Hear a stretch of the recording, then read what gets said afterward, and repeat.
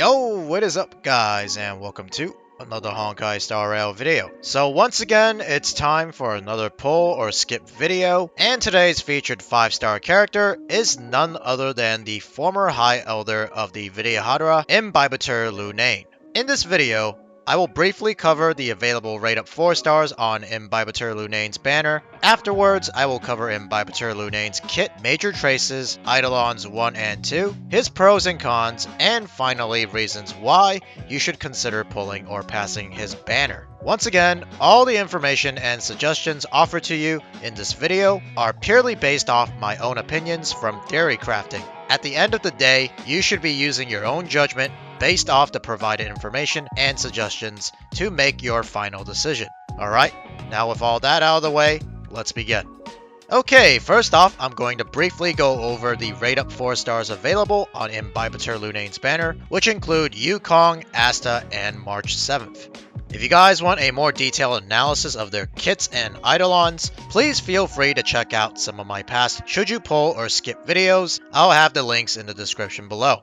Starting off with Yukong, she's of the imaginary element and follows the path of harmony. Her roles are that of a support, buffer, and single target sub DPS. As for her Eidolons, the two important Eidolons you want to be going for are her Eidolon 2 and 6. As for Asta, she's of the fire element and also follows the path of harmony.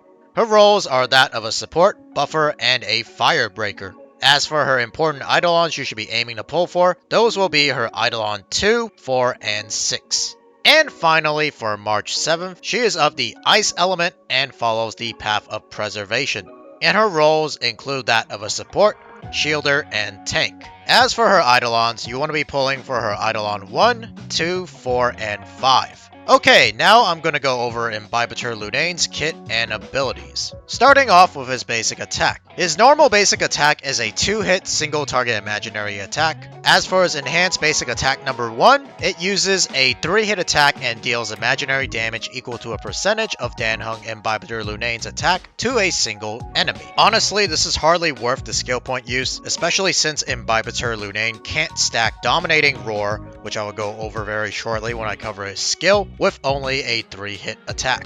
On to his second enhanced basic attack, which will cost 2 skill points, uses a 5-hit attack and deals imaginary damage equal to a percentage of Danhung IMBIBITOR LUNAE's attack to a single enemy target. From the 4th hit onward, simultaneously deals imaginary damage equal to a percentage of Danhung IMBIBITOR LUNAE's attack to adjacent targets. I can see this being situationally used when you lack the skill points for his level 3 enhanced basic attack. And speaking of his level 3 enhanced basic attack, uses a 7-hit attack and deals imaginary damage equal to a percentage of Danhung IMBIBITOR LUNAE's attack to a single enemy target. From the 4th hit onward, simultaneously deals imaginary damage equal to a percentage of Danhung IMBIBITOR LUNAE's attack to adjacent targets. Once again, for his enhanced basic attack level 3, it will cost IMBIBITOR LUNAE the use of 3 skill points. And of course, this is the best option that allows for the highest damage output if you can manage the ridiculous high skill point cost. Alright, now on to his skill, which is a huge wall of text. Oh boy. Enhances basic attack. Enhancements may be applied up to 3 times consecutively. Using this ability does not consume skill points and is not considered as using a skill. Enhanced once, Beneficent Lotus becomes Transcendence. Enhanced twice, Beneficent Lotus becomes Divine Sphere. Enhanced thrice, Beneficent Lotus becomes Fulgurant Leap. When using Divine Sphere or Fulgurant Leap, starting from the 4th hit, 1 stack of Outroar is gained before every hit. Each stack of Outroar increases Danhung IMBIBITOR LUNAE's crit damage by a percentage for a max of 4 stacks. These stacks last until the end of his turn. Since his skill is not considered using a skill, IMBIBITOR LUNAE will not regenerate any energy after using his skill, very similar to Blade's skill. And the second part of his skill, which features his Outroar stacks, makes it so that IMBIBITOR LUNAE wants to either use his level 2 or level 3 enhanced basic attack in order to maximize his damage output. Alright, moving on to his ultimate. Uses a 3-hit attack and deals imaginary damage equal to a percentage of Danhung IMBIBITOR LUNAE's attack to a single enemy target. At the same time, deals imaginary damage equal to a percentage of Danhung IMBIBITOR LUNAE's attack to adjacent targets. Then obtains 2 of something that I'm not going to attempt to pronounce. We're just going to call it substitute skill points for now. Anyways, he obtains 2 substitute skill points. It's possible to hold up to 3 substitute skill points, which can be used to offset Dan Heng Imbibitor Lunane's consumption of skill points. Consuming substitute skill points is considered equivalent to consuming skill points. This is a good way to reduce the amount of skill points consumed when enhancing Imbibitor Lunane's basic attacks. However, with an energy cost of 140, which is ridiculously high for an ultimate, an energy regeneration link rope might be worth considering for less skill point consumption and more frequent ultimate uptime. Alright, now let's go over his talent. After each hit dealt during an attack, Dan Heng Imbibitor Lunane gains 1 stack of Righteous Heart, increasing his damage by a percentage. This effect can stack up to 6 times, lasting until the end of his turn. Whoa, now that's a lot of damage. Imbibitor Lunane's talent encourages players to use the level 3 enhanced basic attack as often as possible, due to the large damage increase provided. And finally, for his technique, after using his technique, Dan Heng Imbibitor Lunane enters the Leaping Dragon state for 20 seconds. While in the Leaping Dragon state, using his attack enables him to move forward rapidly for a set distance, attacking all enemies he touches and blocking all incoming attacks. After entering battle via attacking enemies in the Leaping Dragon state, Dan Heng Imbibitor Lunane deals imaginary damage equal to 120% of his attack to all enemies and gains 1 substitute skill point. This is quite a unique technique, unlike anything we have seen before, and it's also probably the best technique to start a battle with if Imbibitor Lunane is on your team. Alright, now let's take a look at Imbibitor Lunane's major traces. For his first major trace, at the start of the battle, immediately regenerates 15 energy. Energy regeneration is always nice, even if it's only 1 time at the start of the battle. It gives Imbibitor Lunane a small boost in damage and can potentially save some skill points. As for his second major trace, it increases the chance to resist crowd control debuffs by 35%. Also very nice. Being CC'd is never fun, and can sometimes even be detrimental. And lastly, for his third major trace, this character's crit damage increases by 24% when dealing damage to enemies with imaginary weakness. Okay, this is probably Imbibitor Lunane's strongest major trace. The extra boost in crit damage will significantly boost his damage output against enemies weak to the imaginary element. Definitely worth unlocking, even for the high resource cost. Okay, now let's talk about Imbibitor Lunane's Eidolons. Once again, I'm only going to go over his Eidolon 1 and 2 because anything past that is out of reach for both free-to-play and small spenders.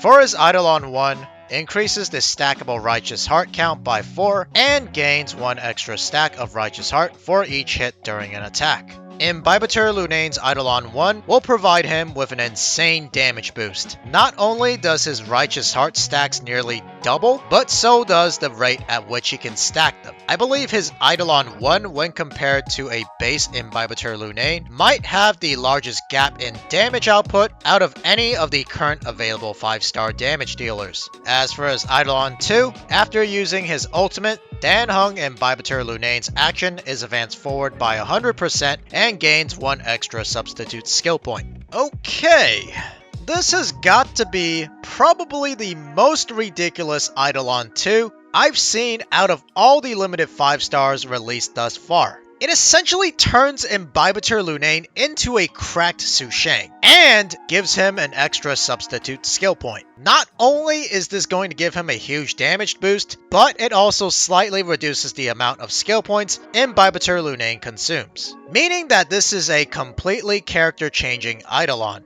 However, free-to-play players should probably still avoid pulling for his Eidolons, as hyper carries are the easiest type of characters to be power crept. That being said, if you're lucky and pull him early, I won't blame you if you're tempted to pull for his Eidolon 1. I'd probably do the same, honestly. As for small spenders, it could be worth pulling for his Eidolon 1 and 2 if you have the extra Stellar Jades and special Star Rail passes. However, if you have plans to pull for any of the upcoming limited 5 stars, it's probably a smart idea to just save your Stellar Jades. Alright, now I'm going to talk about Imbibitor Lunane's pros and cons, starting off with the pros. For his first pro, he is of the rare imaginary element. IMBIBITOR LUNAE is our first imaginary main DPS, before we only had Welt and Yukong, who serve more as sub-DPS characters, and Luocha, who is a healer. Due to the unique break effects of both imaginary and quantum elements, I believe characters of these elements have more value and versatility when it comes to tackling endgame content and building effective teams. Moving on to his next pro, which is obviously his insane damage output. It's to be expected from any 5-star hypercarry that's released, otherwise they'd be a terrible character. I expect his single target damage output to rival that of the previously uncontested Zile, and for his 3-target damage output to be equal to, if not slightly stronger than that of Jing Yuan. Yeah, he's gonna deal tons of damage. Which brings me to my next pro, and that is IMBIBITOR LUNAE's ability to deal high single and 3-target damage. This therefore allows IMBIBITOR LUNAE to be usable in almost any fight. If we take a look at 2 examples, currently Zile and Kafka are 2 of the strongest main damage dealers of either single target or 3-target fights. Although they both specialize in either single or 3-target fights, both of them are still able to dish out a large amount of damage of the other type. This is the main reason why Zile has been so relevant as a main DPS since the initial launch of Honkai Star Rail. Because of all this, I believe the same can be said about IMBIBITOR LUNAE. And finally, for his last pro, he absolutely destroys toughness bars. IMBIBITOR LUNAE can provide strong weakness break to both single target and 3-target fights, due to his 2nd and 3rd enhanced basic attack, as well as his ultimate. I believe his level 3 enhanced basic attack actually deals twice the amount of toughness break when compared to a character's regular skill, and the adjacent targets will take the same amount of toughness break as a normal skill. So yeah, if you manage IMBIBITOR LUNAE's rotation well, you should expect the enemy to be weakness broken for the imaginary element quite often.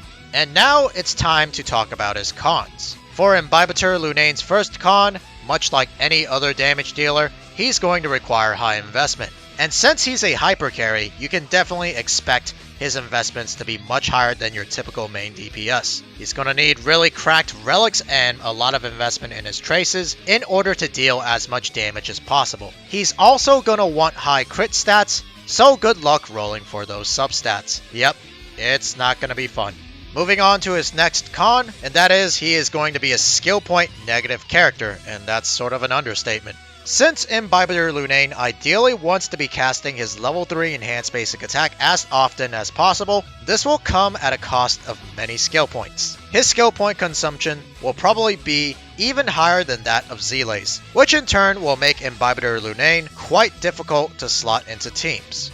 Which brings me to my next con. IMBIBITOR LUNAE will have limited team options. As mentioned previously, since IMBIBITOR LUNAE consumes so many skill points, he's going to need to be teamed up with skill point positive characters. The team I had in mind for my IMBIBITOR LUNAE includes Ting Young, Pela, and either Natasha or Bailu, all of which are skill point positive supports. Some other characters that can work well with IMBIBITOR LUNAE include Luocha, Silverwolf, and potentially Yukong and Bronya, although the latter two require the use of some skill points. And finally, for his last con, he has a very high energy cost. With a energy cost of 140, that is comparable to that of Yang Qing and Qing Tri, 2 of the highest energy costs in the game. A higher energy cost means less ultimate uptime, which therefore will result in lower damage output, and higher skill point consumption, since IMBIBITOR LUNAE won't obtain substitute skill points as often.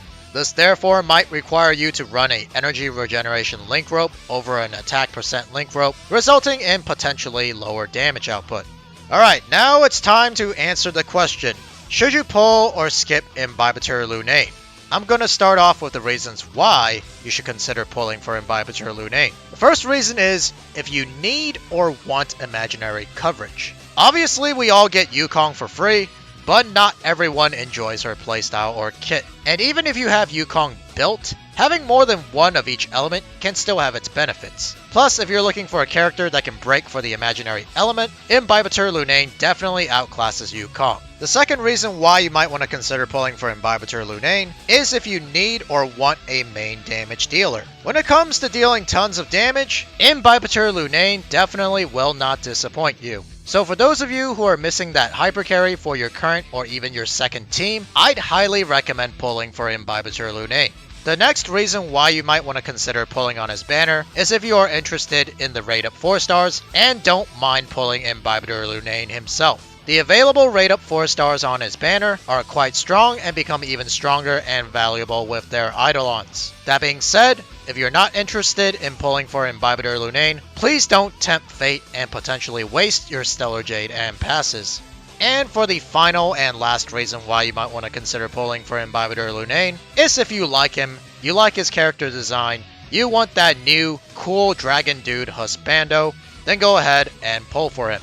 Alright, now it's time to go over the reasons why you might want to consider skipping IMBIBITOR LUNAE.